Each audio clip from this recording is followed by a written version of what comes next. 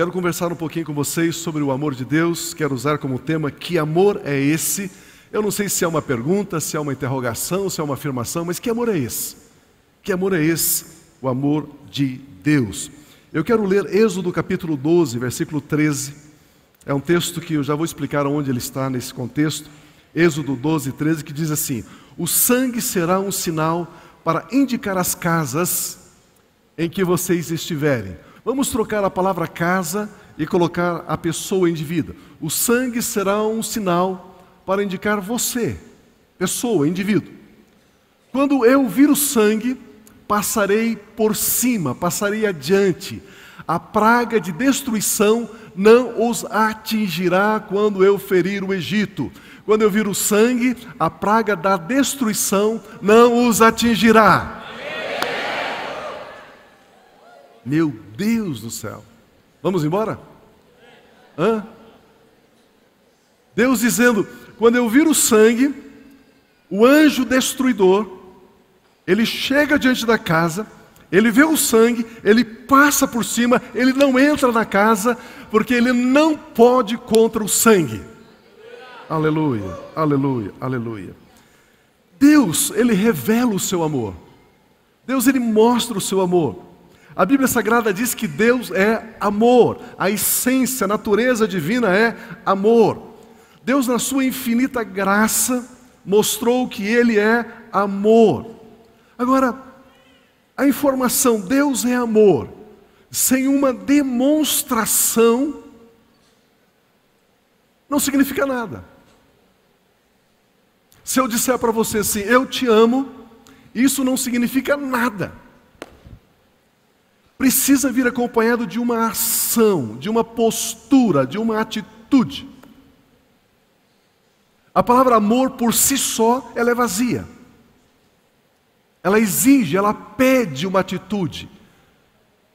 A materialização, a materialidade, aquilo que tornou tangível o amor de Deus, foi a entrega, a dádiva de Cristo Jesus. Se Jesus não tivesse vindo, nós não poderíamos dizer que Deus é amor.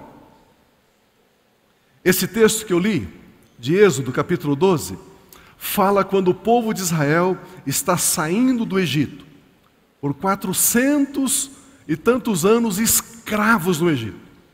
Vem Deus com mão forte, com mão de graça e de amor para tirá-los do Egito. 9 pragas já havia sido lançado. Antes da última praga, antes da 10ª praga, Deus então fala com Moisés e Arão estas palavras. O texto diz assim: o Senhor disse a Moisés e Arão lá no Egito: este deverá ser o primeiro mês do ano para vocês. Primeiro mês do ano. Imagina, os anos já estavam sendo contados, as semanas já estavam sendo contadas, os dias já estavam sendo contados. Mas Deus chega para a nação e diz assim: olha, este será o seu primeiro mês. Começa aqui. Começa a história agora, já, nesse instante.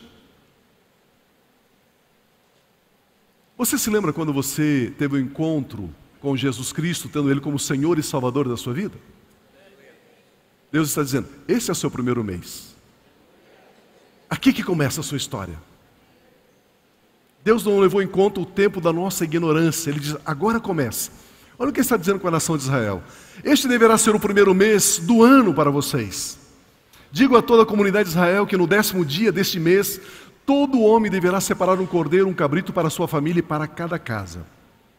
Se uma família for pequena demais para um animal inteiro, deve dividi-lo com seu vizinho mais próximo, conforme o número de pessoas e conforme o que cada um puder comer. O animal escolhido será macho de 1 ano sem defeito, e pode ser cordeiro ou cabrito. Guardem-no até o 14º dia. Tome ele no 10º, e no 14º dia, você então vai guardar por 4 dias. Quando toda a comunidade de Israel irá sacrificá-lo ao pôr do sol. Passe então um pouco do sangue nas laterais e nas vigas superiores das portas das casas, nas quais vocês comerão o animal. Pegue o sangue do animal numa bacia, pegue ali um pouco de lã, de carneiro, um pano, um tecido, um linho, alguma coisa, faça ali um chumaço ali encharca naquele sangue, passe em cima na porta, passe nas laterais da porta, ok? Faça isso, passe esse sangue ali. Passe o sangue aqui, passe o sangue aqui. Quando eles estavam passando o sangue aqui, o sangue pingou no chão? Sim ou não? Sim. Que formato eles fizeram ali? Fizeram uma cruz. Fizeram uma cruz. O desenho que eles fizeram com o sangue foi uma cruz. Uma cruz. Olha o que diz o texto. Naquela mesma noite comeram uma carne assada no fogo, com ervas amargas e pão sem fermento. Não coma a carne crua, nem cozida em água, mas assada no fogo, cabeça, pernas, vísceras, tudo. Não deixe sobrar nada até pela manhã. Caso isso aconteça, vocês comeram, estão fartos, o que sobrar, queime o que restar no fogo. Ao comerem, estejam prontos para sair, cinto no lugar, sandálias nos pés, cajado na mão. Coma apressadamente. Esta é a Páscoa do Senhor. Naquela mesma noite passarei pelo Egito e matarei todos os primogênitos, tanto dos homens como dos animais, e executarei juízo sobre todos os deuses do Egito. Eu sou o Senhor. O sangue será um sinal para indicar as casas em que vocês estiverem. Quando eu ouvir o sangue, passarei por cima, passarei adiante. A praga de destruição não os atingirá, porque eu vendo sangue, a praga não chegará a vocês. Queridos, o que é Páscoa? Páscoa é o livramento. Páscoa é a ação de amor de Deus, livrando-nos da destruição, livrando-nos da morte, livrando-nos da condenação. O que é Páscoa? O sangue sobre a minha vida, sobre a sua vida, e quando a destruição vem contra as nossas vidas, o destruidor vê o sangue e ele passa adiante, ele passa por cima. Nós não somos destruídos por causa do sangue. Isso é Páscoa. Meu Deus, tudo que Deus faz, Ele não faz como se estivesse reagindo. Deus, Ele não reage. Deus, Ele só age. Pastor, quando eu vi, eu perdi a cabeça. Isso não é nosso papel, não é papel de crente perder a cabeça. Crente não reage, crente age. Deus, Ele age. Deus, Ele não reage. Deus, Ele está executando os planos e os projetos dEle sobre a terra. Você não vê Deus roendo as unhas, Deus coçando o cabelo, dizendo, meu Deus do céu, o que eu vou fazer agora? Quando Jesus estava com uma multidão no deserto, Jesus pergunta para Filipe, onde compraremos pão para essa multidão? Filipe diz, Senhor, 200 denários de pão não bastaria para cada um deles comer um pedaço. O texto diz, Jesus estava perguntando somente para experimentar. Filipe, porque Jesus já bem sabia o que ia fazer. Você serve um Deus que nunca é pego de surpresa. Você serve um Deus que está no controle do universo. Você serve um Deus que sempre sabe o que vai fazer. Deus nunca reage, Deus sempre age. Quando Ele dá essa ordem lá no Egito, eu quero que você sacrifique o cordeiro. Deus já estava desenhando o projeto dele, que um dia mais tarde, o próprio Filho dele, o Cordeiro de Deus, que tira o pecado do mundo, viria para que cada um de nós tivéssemos sobre as nossas vidas o sangue de Cristo, e aí não há mais condenação sobre as nossas vidas. Páscoa, salvação, proteção eterna, aleluia, aleluia. Esse texto mostra a instituição da Páscoa. Um cordeiro com características específicas, morto, assado no fogo. Mas o sangue deve passar nas vigas da porta. Para quê? Para que o sangue seja o sinal. E quando o destruidor vem, ele olha o sangue, ele diz, eu não posso contra o sangue.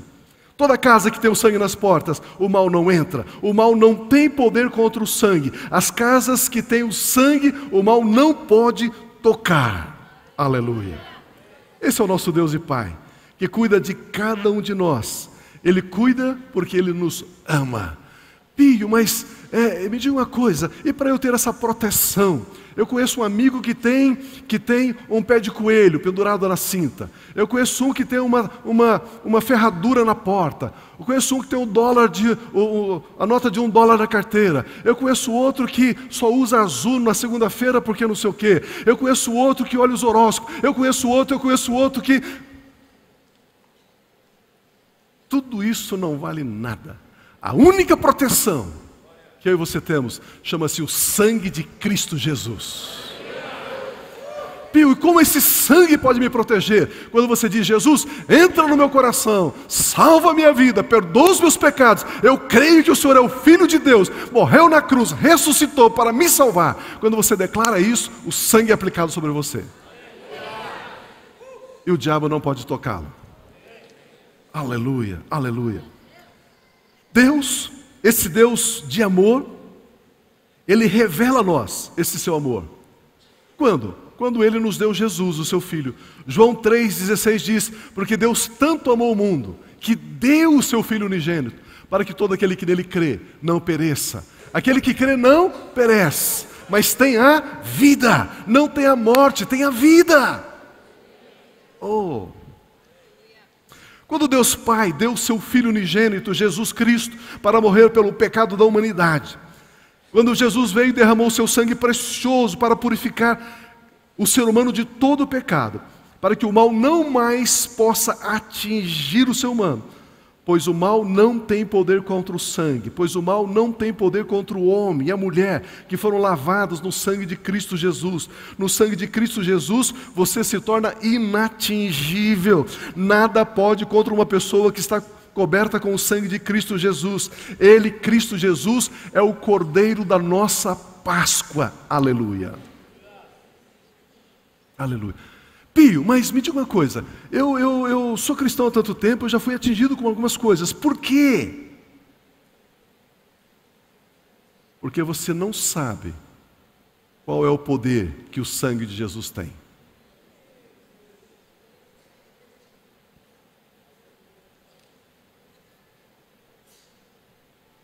A palavra de Deus diz: busque primeiramente o reino de Deus e a sua justiça, e as demais coisas serão acrescentadas. Quando eu creio que Jesus morreu na cruz, o sangue dele foi vertido para me purificar, me lavar, me redimir do pecado. Quando eu creio nisso, quando eu declaro isso, quando eu aceito isso, quando eu recebo isso, quando isso é uma verdade absoluta para a minha vida, as outras coisas são acrescentadas.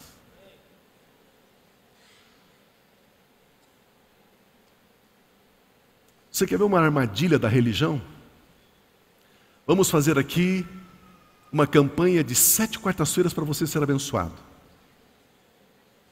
Quando você faz a campanha de 7 quartas-feiras para ser abençoado, você está dizendo: o que Cristo fez na cruz não é suficiente, eu preciso fazer alguma coisa também.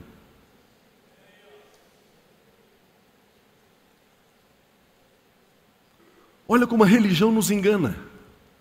A religião nos faz relativizar o que Jesus fez, diminuir a importância. Mas o texto diz: quando eu ver o sangue, o destruidor não o afligirá. Está escrito, é a palavra de Deus. Deus demonstrou, provou o seu amor por cada um de nós, e Ele não nos ama mais, Ele não ama mais uma pessoa do que outra pessoa, Ele ama todos igualmente, pois o sangue de Cristo Jesus está disponível a qualquer pessoa que quiser receber este sangue. Ele diz: a casa que tiver o sangue nas portas, o destruidor não entrará. Não, mas essa casa é simples e é muito feia, o destruidor entrará. Não, mas é uma casa muito bonita, suntuosa, o destruidor não entrará. Queridos, não é a casa, é o sangue.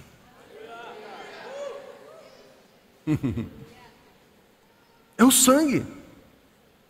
Deus demonstrou, provou o seu amor por cada um de nós, quando Ele deu Jesus. Agora, em segundo lugar, o amor de Deus foi revelado a nós por Deus Filho, por Jesus. Deus Pai, agora por Deus Filho. Quando Jesus rogou ao Pai, Ele disse: eu vou rogar ao Pai e o Espírito Santo será dado a vocês. Isso aconteceu lá em Atos capítulo 2, está registrado lá no dia de Pentecostes. A descida do Espírito Santo é prova do amor de Jesus por cada um de nós. Pense comigo. Pense comigo. Como eu sei que Deus me ama? Ele me ama porque Ele me deu Jesus. Como eu sei que Jesus me ama? Eu sei que Jesus me ama porque Ele rogou ao Pai para que o Espírito Santo fosse dado. Então Jesus deu o Espírito Santo. Como é que eu sei que o Espírito Santo me ama? Eu sei que o Espírito Santo me ama porque é Ele que revela a palavra de Deus para mim. Se você rejeita a palavra, você rejeita o amor do Espírito Santo. Se você rejeita o Espírito Santo, você rejeita o amor de Jesus. Se você rejeita Jesus, você rejeita o amor de Deus. Você rejeita a Deus. Deus Pai nos ama e deu Jesus. Jesus nos ama e deu o Espírito Santo. O Espírito Santo nos ama e nos deu a palavra. Uau! O amor de Deus Pai levou Ele a dar Jesus. O amor de Deus Filho levou Ele a dar o Espírito Santo. O amor de Deus Espírito Santo levou Ele a nos dar a palavra. A materialidade do amor de Deus se expressou em Cristo Jesus. Romanos 5,8 diz assim: mas Deus demonstra, expressa, prova o seu amor por nós. Cristo morreu em nosso favor quando nós éramos bonzinhos. Ah, pastor, eu sou um bom marido. Eu não bebo, não fumo, não mato, pago os meus impostos, de casa para o trabalho, do trabalho para casa, de casa para o trabalho, do trabalho para casa. Por que eu preciso de Jesus? Todos nós recebemos de Adão a herança do pecado. E a Bíblia diz, porque todos pecaram e separados estão de Deus. Todos são todos. Sendo assim, todos precisam de Cristo Jesus. Todos precisam do sangue de Cristo Jesus para a purificação dos seus pecados. Vejamos o que a Bíblia diz, que Deus Ele está provando, demonstrando o seu amor por nós. Cristo morreu por nós quando estávamos vivendo na prática do pecado. Na prática do pecado.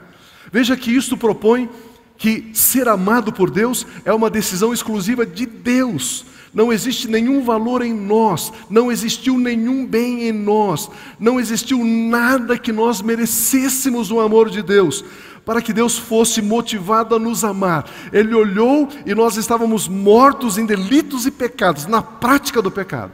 Mesmo assim, Ele decidiu, Ele escolheu nos amar. E como Ele decidiu nos amar? Entregando Jesus Cristo para morrer a nossa morte, para morrer em nosso lugar, para que o sangue de Jesus nos purificasse de todo pecado e que o mal não mais pudesse nos tocar. Aleluia, aleluia, aleluia. Efésios capítulo 2, versículo 4 diz: todavia Deus, que é rico em misericórdia. Todo mundo quer ser rico em dinheiro, rico em imóveis, rico em não sei o quê, rico em carro, rico naquilo. Deus é rico em misericórdia. Deus é rico em amor. Deus é rico em cuidar. Pois Deus que é rico, todavia Deus que é rico em misericórdia, pelo grande amor com que nos amou. Qual é o tamanho do amor com que Deus nos amou? Grande amor com que Deus nos amou. Veja com que grande amor Deus nos amou. Deu-nos vida com Cristo. Deu-nos vida juntamente com Cristo, quando ainda estávamos mortos em transgressões. Pela graça vocês são salvos. O que Deus Pai deu a mim e a você? A vida do próprio Filho. Queridos, se eu e você recebemos a vida de Jesus, significa que eu e você agora somos filhos de Deus, irmãos de Jesus. Isso significa que toda a herança que Jesus possui, eu e você possuímos também. Meu Deus, eu falei da sua herança, você ficou tão tímido. O amor de Deus não ama o que é. O amor de Deus ama o que nada é. Não havia nada em nós, nem mesmo vida, estávamos mortos declara esse texto, mortos em pecados. O amor de Deus se revelou sobre um vale de ossos secos. Jesus veio trazer o que mais necessitávamos. Estávamos mortos e Jesus Cristo veio nos trazer vida e vida em abundância. Jesus nos deu a mesma espécie de vida que Ele tem, a vida Zoe, a vida eterna, a vida abundante, a vida real, a vida dEle. Meu Deus! Se você não tivesse valor, Deus teria investido tanto em você assim? Nós vivemos porque Deus deu a vida de seu Filho Jesus para vivermos nele. E como gesto de eterna gratidão, decidimos viver a nossa vida que agora Ele nos deu. Decidimos viver para Ele, porque por Ele e para Ele são todas as coisas. A Bíblia diz, glória pois a Ele eternamente, amém. Ele deu a vida do seu Filho, nos salvou, nos purificou, lavou-nos no sangue. E agora o que nós fazemos? Deus, eu quero viver essa vida para o Senhor. Não sou eu mais quem vivo, mas Cristo que vive em mim, disse o apóstolo Paulo. Agora nós decidimos viver essa vida para Ele. Irmãos, vamos entender que o Evangelho, ele não trata de céu e inferno. Ah, pastor, então se eu for lavado no sangue de Jesus, eu não vou para o inferno. Claro que não. Mas a vida cristã, o Evangelho, é mais do que não ir para o inferno ou ir para o céu. É muito mais sublime do que isso. Deus deu-nos a vida do seu Filho. O Evangelho trata de recebermos e vivermos a vida do próprio Filho dele em nós, de recebermos a vida de Jesus, de termos a natureza divina, hoje, agora, já, dentro de cada um de nós. Pastor, eu ter a natureza divina? É, a natureza divina. Pastor, mas isso não está sendo exagero? Não. Olha 2 Pedro 1,3, diz assim, seu divino poder nos deu 50% do que necessitamos para a vida. O seu divino poder nos deu tudo de que necessitamos para a vida e para a piedade. Pio, e por que eu não tenho esse tudo? Eu e você muitas vezes não temos esse tudo porque nós queremos as coisas ao invés de buscarmos Ele em primeiro lugar.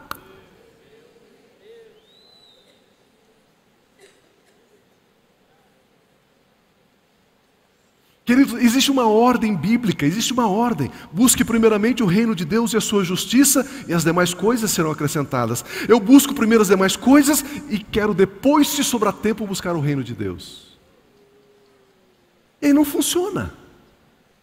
Não funciona. Você pega lá um pedaço de carne, coloca no espeto, corta e começa a comer.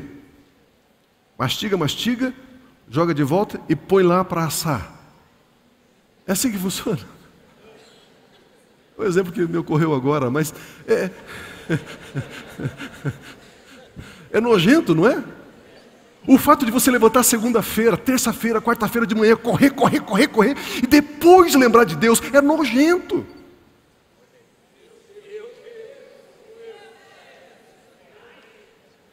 Não é assim que funciona. Existe uma ordem bíblica.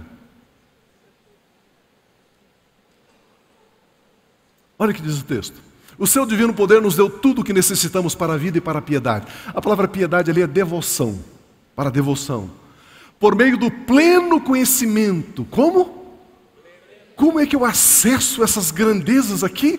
Através do pleno, total, pleros epignosis. Daquele que nos chamou para a sua própria glória e virtude. Por que será que vocês acham que aqui na nossa igreja nós insistimos tanto em ensinar? Olha aí, terça-feira, quarta-feira, pessoas, generais de Deus, vindo lá da África do Sul, vindo dos Estados Unidos para ensinar. Temos a FATEM, a escola, para ensinar. Porque sem o pleno conhecimento, nós não acessamos aquilo que é nosso. Olha o que diz o texto. Dessa maneira, Ele nos deu as suas grandiosas e preciosas promessas. Para quê? Para que por elas vocês se tornassem participantes da natureza divina, e fugissem da corrupção que há no mundo, causada pela cobiça. Queridos, em Cristo Jesus, nós temos a vida de Cristo, nós temos o Zoe, a vida de Deus, e isso é natureza de Deus. Se essa é a natureza, você se comporta porque isso é natural, se comportar assim.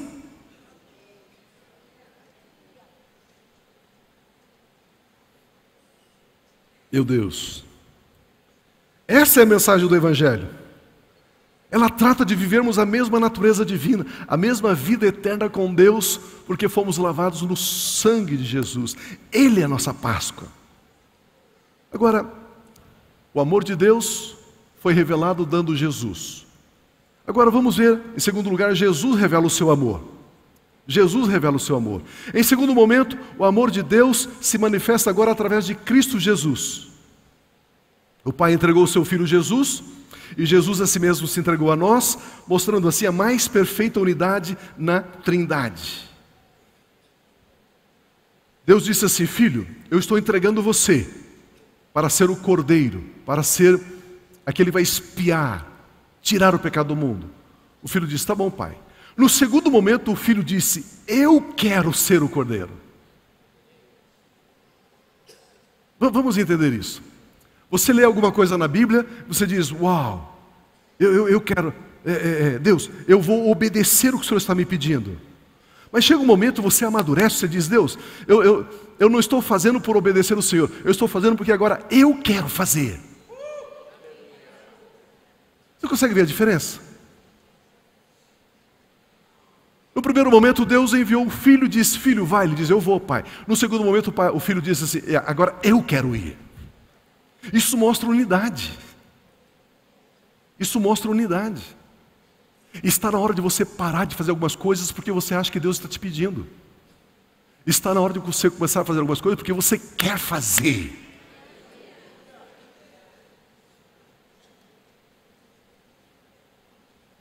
Já não é mais por obediência. E é interessante que o amor de Jesus Cristo agora se manifesta quando Ele pede a Deus Pai que nos dê o Espírito Santo. Jesus diz: eu vou, mas eu vou rogar. Imagina, rogar, implorar ao Pai que Ele envie o Espírito Santo. A dádiva do Espírito Santo demonstra que Jesus nos ama. Agora Ele decidiu amar. Antes, Ele era fruto, resultado do amor do Pai. Agora Ele decide nos amar. Como se Ele dissesse: não existe isso, não existe isso. Mas como se Ele dissesse: Pai, se o Senhor não amar mais a humanidade, eu amo. Eu amo. Deus, o Senhor me pediu para estar no Ministério da Música. E em obediência eu vim para o Ministério da Música. Agora Deus, mesmo que o Senhor não peça, eu estou no Ministério da Música. Eu decido fazer isso. Deus, o Senhor me pediu para ser um apacentador, ser um coordenador, ser alguém aqui numa função da igreja. Deus, eu estou fazendo por obediência. Só que agora, Deus, eu atingi um outro nível. Deus, agora eu decido fazer isso. Eu decido. Aleluia. E aí então agora Ele decide nos amar. Mas para Ele nos amar, Jesus te ama. Isso não significa nada. Como que Jesus me ama? Ele rogou ao Pai e o Espírito Santo foi dado para você. A descida do Espírito Santo, a vinda do Espírito Santo é prova de que Jesus nos ama. João 14,16 diz: e eu pedirei ao Pai, e Ele dará a vocês outro Consolador, para estar com vocês para sempre. O Pai vai dar a vocês outro Conselheiro, outro Consolador, outro Paráclito. Jesus demonstra o seu amor por nós, rogando ao Pai que Ele nos dê o Espírito Santo. O versículo 17 diz: o Espírito Santo, Ele é o Espírito da verdade. E conhecereis a verdade, e a verdade vos libertará. O Espírito Santo é o Espírito da verdade. Ele nos guia na verdade. Ele guia a mim e a você para a mais absoluta liberdade. Porque Ele nos guia na verdade. E conhecereis a verdade vos libertará. O conhecimento da verdade, sendo guiados pelo Espírito Santo da verdade. Na verdade, eu e você experienciamos a mais radical, a mais profunda liberdade que o ser humano possa ter. Uau, olha o amor de Jesus. o Espírito da verdade. O mundo não pode recebê-lo, porque o mundo não vê nem o conhece, mas vocês o conhecem, porque Ele, o Espírito Santo, vive com vocês e estará em vocês. Meu irmão, você é templo do Espírito Santo, você é morada do Espírito Santo. O Espírito Santo está aí. A hora que você for deitar, o Espírito Santo está dentro de você. Ele habita no teu espírito. A hora que você levantar, o Espírito Santo está dentro de você. Ele habita no seu espírito e Ele está aí para guiar você em toda a verdade. Muitas vezes Ele não nos guia porque nós não perguntamos. Está na hora de eu e você pararmos e decidirmos e perguntarmos para Ele: Espírito Santo, qual é a verdade nessa situação? Quantas vezes eu errei na vida, eu erro na vida porque eu não pergunto para Ele? Porque se eu perguntar para Ele, Ele vai dizer: é aqui o caminho, é essa a verdade, é essa a direção, porque Ele somente nos guia para a verdade. E quando Ele nos guia para a verdade, eu e você alcançamos a mais absoluta liberdade, porque na verdade há liberdade. Aleluia, aleluia.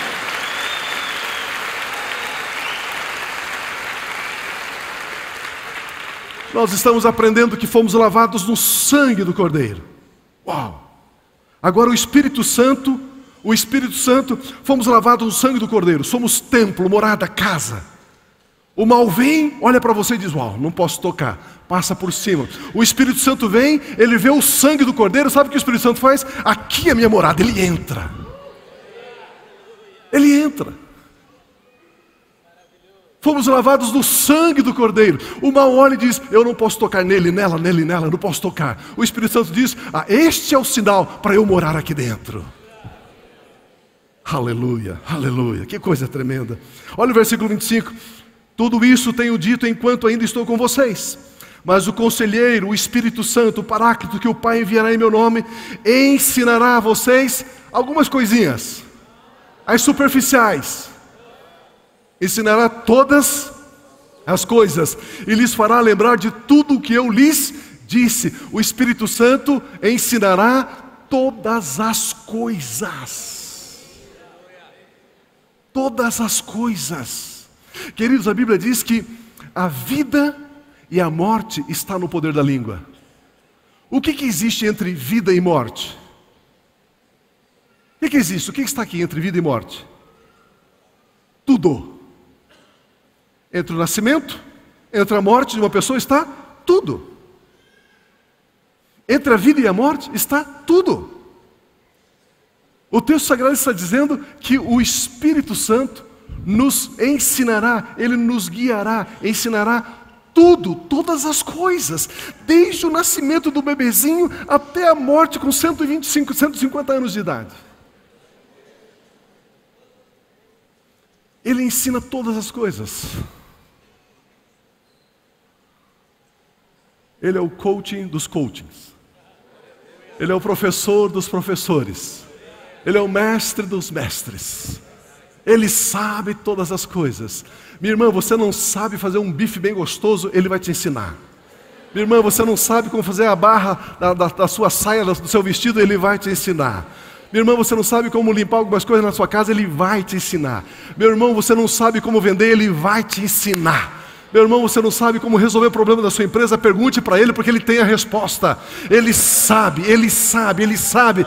Ele foi dado a mim e a você para nos ensinar todas as coisas. Ele é o Espírito da verdade, Ele é o Espírito de Deus. É o mesmo Espírito que ungiu Jesus, e Jesus fez o que fez, porque foi ungido por Ele. E agora Jesus diz: o mesmo Espírito que me ungiu, eu quero que Ele unja você, Ele encha você, esteja sobre você, para você ser guiado em toda a verdade. Aonde você for, Ele vai te guiar. Aleluia! Louvado seja Deus! Ele é o Espírito da verdade.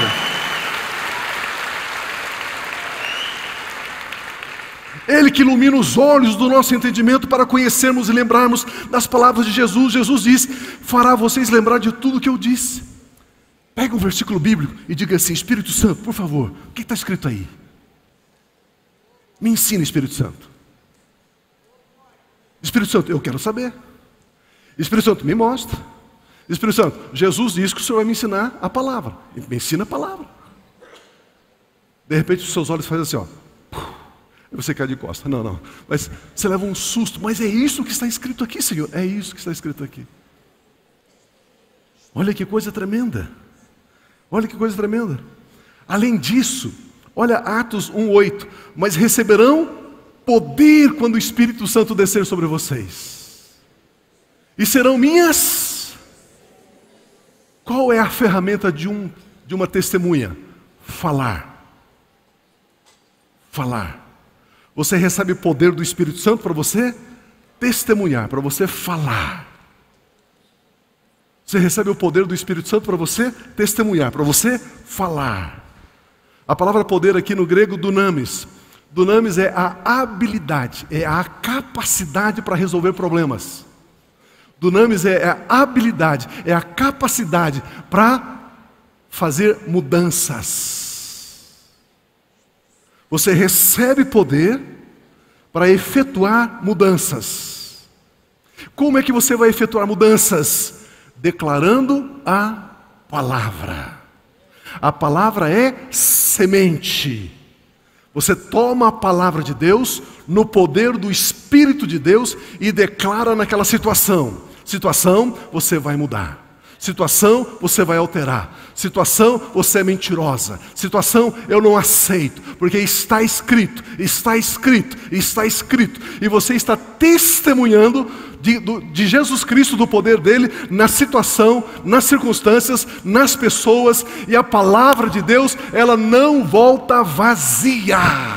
Ela cumpre o propósito para o qual ela for enviada. Eu e você recebemos unção, poder para declarar a palavra de Deus, para testemunhar a palavra de Deus. Meu Deus! E receberão poder quando o Espírito Santo descer sobre vocês, e vocês serão minhas testemunhas. Queridos, eu e você estamos gastando muito tempo com o negativo. Crente falando mal do Brasil, crente falando mal do governo. Queridos, não diz respeito a mim e a você, fulano foi preso, não sei o que, vai ser preso. Queridos, esse não é o papel da igreja.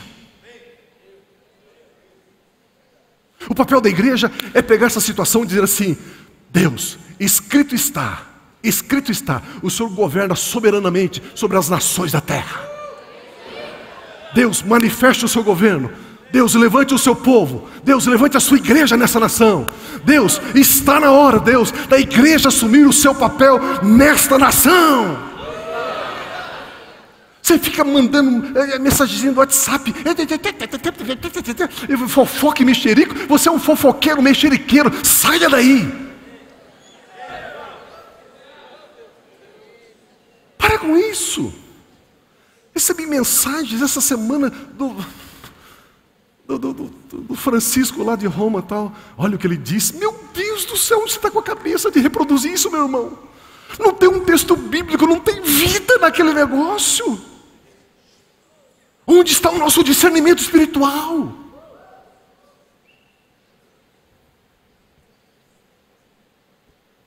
Meu Deus! E receberão poder ao descer sobre vós o Espírito Santo, para você testemunhar a palavra de Deus. A palavra de Deus. Declare a palavra de Deus. É o Espírito Santo quem nos vestiu de poder e de autoridade.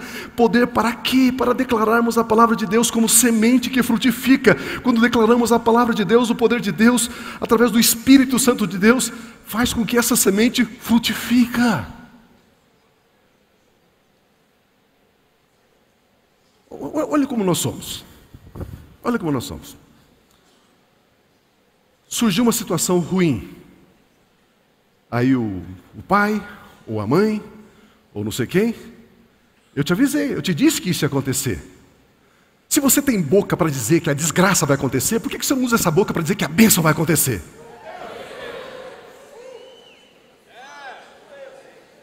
E a pessoa fica toda orgulhosa. Eu disse que essa desgraça ia acontecer, eu disse. Queima ele, Jeová. Então use a sua língua para declarar bênção. E recebereis poder ao descer sobre vós o Espírito Santo para testemunharmos. Anuncie a palavra, declare a palavra. É o Espírito Santo que nos capacita a isso. Alguém pode pensar: ah, Pio, Deus é amor, mas Jesus, ele é juízo. Não. Jesus Cristo rogou, implorou ao Pai Celestial para que o Espírito Santo fosse dado a nós como conselheiro, como consolador, como mestre, como guia e como fonte de todo o poder. A atitude de Jesus foi de nos amar tanto ao ponto de dar-nos o Espírito Santo, para que não ficássemos órfãos, desprovidos. A atitude de Jesus foi tamanha que ele diz: Pai, eles precisam de outro consolador. Qual é a nossa posição, qual é a nossa atitude? É de se deixar amar por Jesus. É receber o Espírito Santo em nós e sobre nós, pois o Espírito Santo nos ensina as palavras de Jesus. O Espírito Santo glorifica a Cristo Jesus, pois o Espírito Santo nos capacita a testemunharmos de Jesus. É o Espírito Santo quem nos capacita a dizer às pessoas que precisam crer e receber o sangue de Cristo Jesus para serem perdoadas de todo o pecado. Deus não buscou virtudes em nós, Jesus não buscou virtudes em nós, o Espírito Santo não busca virtudes em nós. Basta crermos e recebermos o amor de Deus, que é Jesus Cristo. Basta crermos e recebermos o amor de Jesus Cristo, que é o Espírito Santo. Basta crermos e recebermos o amor do Espírito Santo, que é a palavra de Deus. É assim que recebemos o amor completo de Deus. O Espírito Santo, ele revela o amor dele a nós. Atos capítulo 13, versículos 1 e 2 diz: na igreja de Antioquia havia profetas e mestres. Aí ele cita alguns nomes aqui: Barnabé, Simeão, chamado Níger, Lúcio de Cirene, Manaém, que fora criado por Herodes, o tetrarca, e Saulo. Enquanto adoravam o Senhor e jejuavam, disse o Espírito Santo. Repita comigo essa frase: disse o Espírito Santo.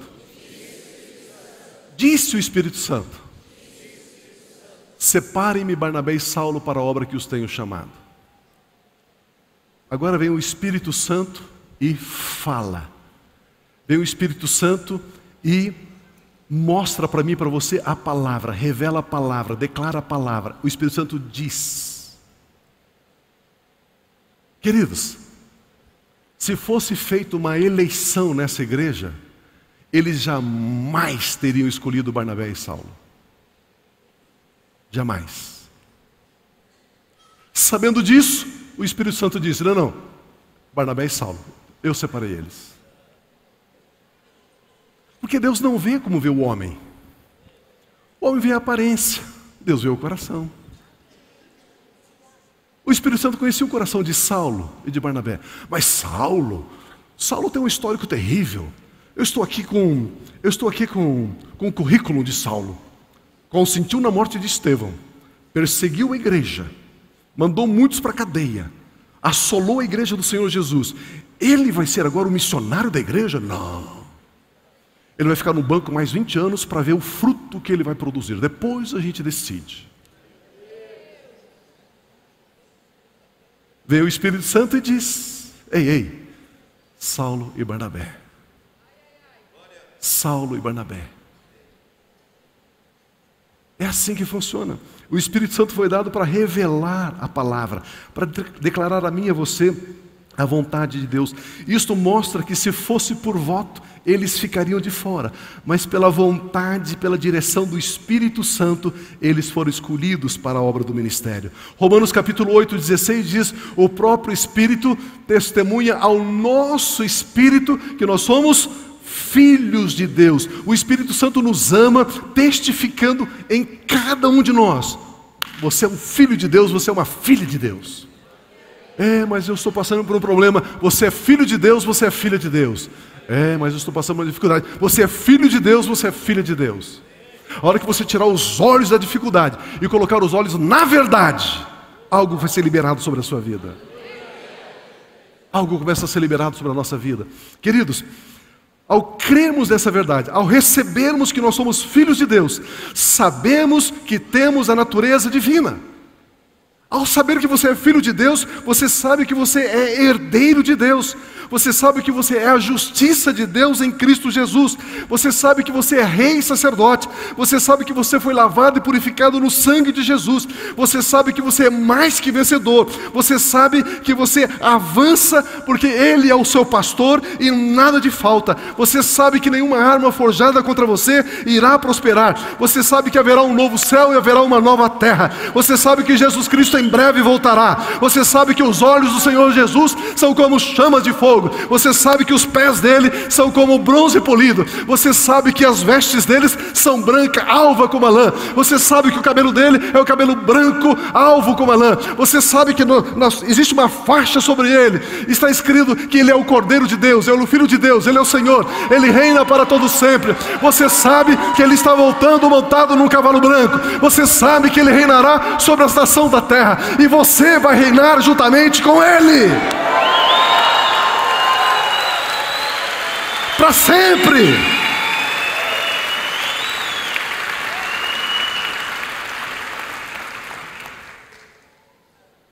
Tempo atrás eu fui na Suíça pregar no congresso. Pegamos um trem, chegamos na cidade, o pastor que ia nos receber ainda não estava ali na estação ferroviária, estava bem quente, era verão, e nós descemos para tomar um café, alguma coisa, enquanto aguardávamos. Tinha um grupo de jovens entregando uma garrafinha d'água assim para a gente. Eu peguei assim, olhei, ele falou, é de graça, é de graça. Eu peguei, estava com sede, calor, ele me deu uma, eu falei, não, mais uma. Não, brincadeira. Aí eu peguei a garrafinha d'água ali e tal, estava tomando, aí nisso chegou o pastor. Falei, engraçado, viu? Fui bem recebido aqui na Suíça. O pessoal dando água aqui pra gente e tal. Falou, não, isso é o pessoal da Jocum. Ah, é da Jocum? É.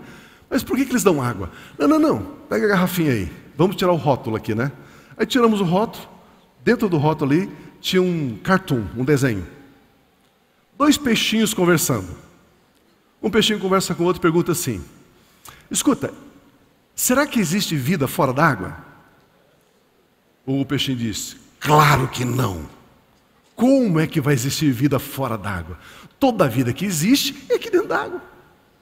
Aí o outro peixinho diz assim, e se existir? Aí vem uma pergunta assim, existe vida após a morte? A interrogação. Então é uma maneira de evangelizar, de evangelização.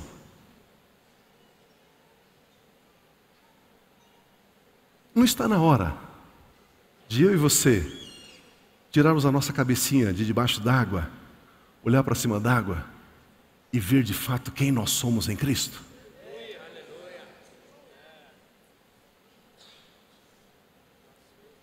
Você corre a semana para lá, corre a semana para cá, não existe uma impressão lá dentro de você que a nossa vida é isso. Esse corre-corre, essa luta, essa dificuldade, esse problema e tal, e não sei o quê, blá, blá, blá. Vamos tirar a cabecinha fora d'água assim? Dizer, Deus, existe vida fora d'água. Deus, existe uma verdade eterna, existe uma verdade espiritual. Nós somos seres espirituais, nós somos lavados no sangue de Cristo, o Espírito Santo habita em nós, nós temos a palavra. Deus, nós somos uma fortaleza. Deus, nós podemos efetuar mudanças. Deus, nós podemos mudar as situações. Deus, aleluia. Aleluia, aleluia. Gálatas capítulo 5 diz assim, por isso vos digo, vivam pelo Espírito, e de modo nenhum satisfarão os desejos da carne. Queridos, olha o erro que nós temos praticado nas nossas igrejas há sei lá quantos anos. Você luta contra o pecado. Não vou praticar mais isso, não vou praticar mais aquilo. Não, pare de lutar contra o pecado e viva no Espírito. Ah, eu não vou mentir, eu não vou mentir, eu não vou mentir. Ah, menti, me perdoe Deus. Não vou mentir, não vou mentir. Ah, menti, me perdoe Deus. Não vou mentir, não vou mentir, não vou mentir. Ah, menti, me perdoe Deus. Aí eu desisto, eu vou viver na mentira. Por que você não vira as costas para a mentira e eu vou dizer a verdade? Glória a Deus, estou dizendo a verdade. Estou dizendo a verdade. Estou dizendo a verdade. Estou vivendo a verdade. Estou vivendo a verdade. Olha o que o texto diz de Gálatas. Ele é muito claro. É muito claro. Por isso vos digo, vivam pelo Espírito. E de modo nenhum vocês satisfarão os desejos da carne. coisa tremenda, querido. O Espírito Santo nos ama, levando-nos a viver a vida fora do domínio da escravidão dos desejos da carne. Quando decidimos no coração viver pelo Espírito, para o Espírito, no Espírito, nós decidimos viver longe dos desejos da carne. Gálatas 16 diz assim: mas o fruto do Espírito é amor, alegria, paz, paciência, amabilidade, bondade, fidelidade, mansidão e domínio próprio. E contra essas coisas não há lei. Fruto de quem? Fruto de quem? Não ouvi. Fruto de quem?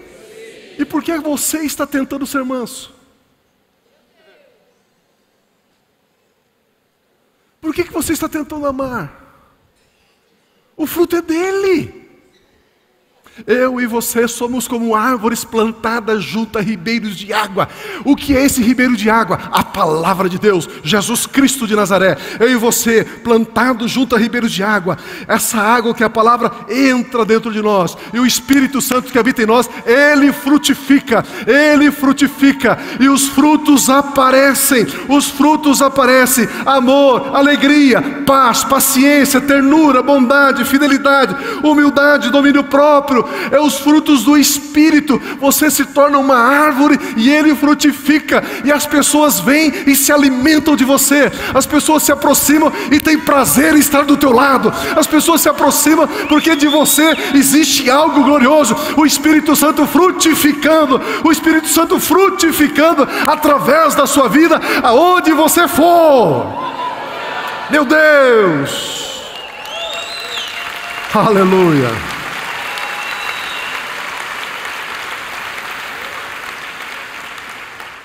Quando nós aprendemos a palavra de Deus, o Espírito Santo ele vem e revela essa palavra a nós. Ele revela. A Bíblia chama isso de frutificar. Nós estamos recebendo então o próprio amor do Espírito Santo. Como é que você sabe que você está recebendo uma palavra de Deus, dele? O poder de uma verdade se vê pelo tamanho da oposição que se faz contra ela. O poder de uma verdade se vê pelo tamanho da oposição que se faz contra ela. Nós sabemos que Deus tem nos dado grande promessas, grande amor, quando nós vemos o volume de oposição a nós. Pregue sobre graça, você verá um inferno se levantar com fúria contra você. Pregue sobre a justiça de Deus, sobre a herança, sobre o amor. As forças malignas se avolumam para fazer você se calar. Mas toda e qualquer forma de oposição à palavra de Deus já está vencida. Está escrito: as portas do inferno não prevalecerão contra a igreja do Senhor Jesus, aleluia. A Bíblia Sagrada diz que quando nós pregamos a palavra de Deus, nós semeamos luz para as pessoas andarem na verdade. Luz. Salmo 119, 105 diz: a tua palavra é lâmpada que ilumina os meus passos e luz que clareia o meu caminho. E luz que clareia o meu caminho. A palavra de Deus, revelada pelo Espírito Santo de Deus aos nossos corações. Amados, o plano de Deus sempre foi nos amar. Deus amou o homem antes de criá-lo. Como que você sabe disso, Pio? Gênesis 1, 26 diz assim: então disse Deus, façamos o homem à nossa imagem conforme a nossa semelhança. Domine o homem sobre os peixes do mar, sobre as aves do céu, sobre os grandes animais de toda a terra, sobre todos os pequenos animais que se movem rente ao chão. Domine o homem. Queridos, Deus não tem complexo de inferioridade. Ele criou todas as coisas e diz para o homem: domine sobre tudo isso aí, homem. Você imagina você construindo algo lindo, belo, maravilhoso, exuberante. A hora que está tudo prontinho, você dá um passo atrás e diz: escuta, pode tocar isso aí, agora é teu, fica com você. Foi o que Deus fez. Deus é tão resolvido, Ele é tão resolvido, que Ele disse para Abraão: Abraão, sê tu uma bênção. Abraão diz: ah, é, Senhor? É para eu abençoar? É. E Deus não explicou mais nada, só disse: seja uma bênção. Tá bom? Tá bom. Aí Abraão vai lutar contra 5 reis e vence, porque Deus era com ele. Quando ele volta, ele trouxe despojos, animais, gado, camelos, e prata e ouro, e tanta coisa ele trouxe desses reis. E ele encontra com um sacerdote chamado Melquisedeque. Ele encontra Melquisedeque e diz: pois é, Deus disse para mim que é para eu ser bênção. Melquisedeque, é o seguinte: 10% de tudo que eu conquistei aqui, eu dou para você. Ah, é? É. Aí por quê? Não, Deus disse que é para eu ser bênção. Queridos, quem inventou 10% foi Abraão. Foi Abraão que inventou esse negócio. E Deus olhou assim e disse: Abraão, gostei dessa ideia. Eu posso adotar, Abraão? Eu posso copiar? Claro, Senhor, fica à vontade. E Deus copiou. Deus se estabeleceu como modelo, como padrão. Seja bênção. No Novo Testamento a Bíblia diz que eu e você temos que ser generosos. O que é ser generoso?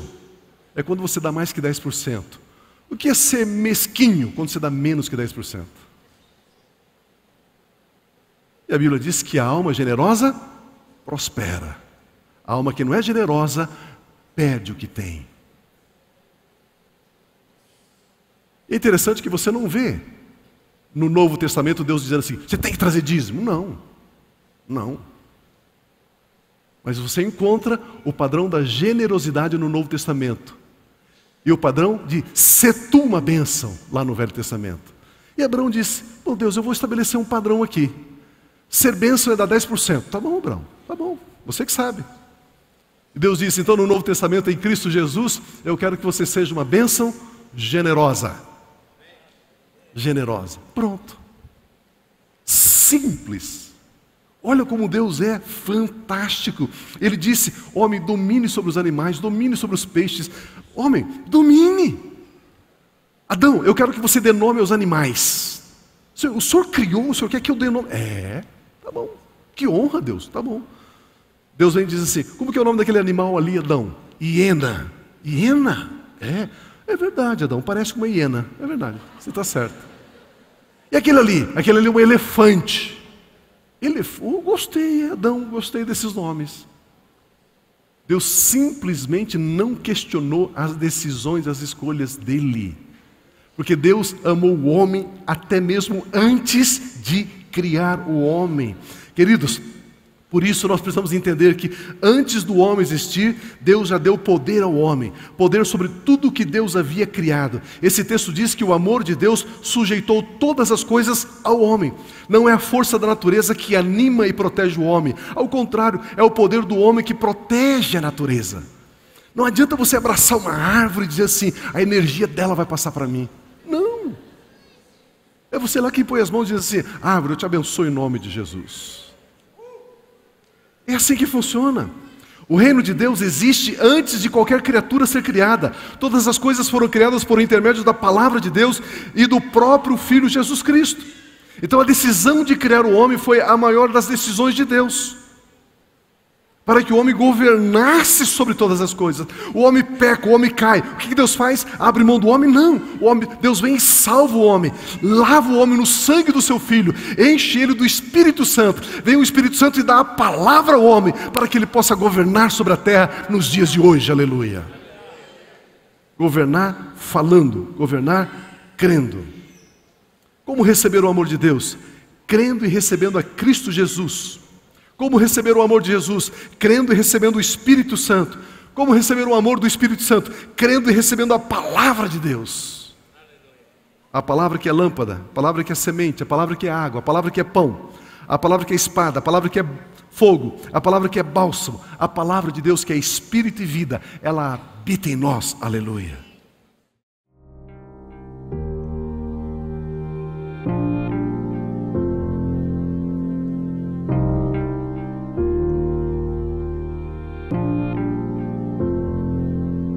Não tem nada a ver com o que temos ou com o que fazemos, tem a ver com o que somos.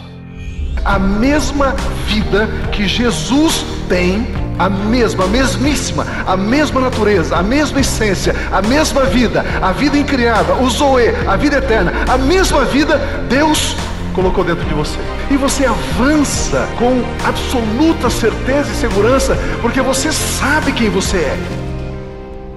E quando você sabe quem você é, e quando você é maravilhoso. Como é bom